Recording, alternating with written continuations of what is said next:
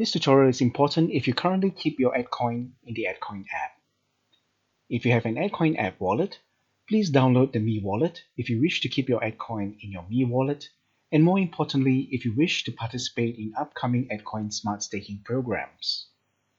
After downloading the Me Wallet app from Google Play Store, you will need to perform a new sign-up. You will need a new login username. You will need a new password.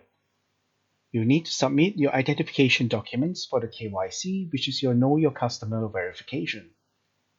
Please note that email authentication is required and enabled by default. It is advisable to enable Google two-factor authentication for better security and for a higher withdrawal limit. Once your KYC is approved, you can transfer your EDCOIN from EDCOIN App to your Me Wallet. Please note that EDCOIN App will soon be replaced by Me Wallet, so the earlier you transfer all your EDCOIN to your Me Wallet, the better.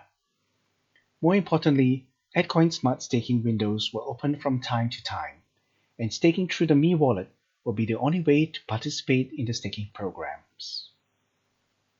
Master EDCOIN Wallet, your all-in-one wallet for the EDCOIN ecosystem.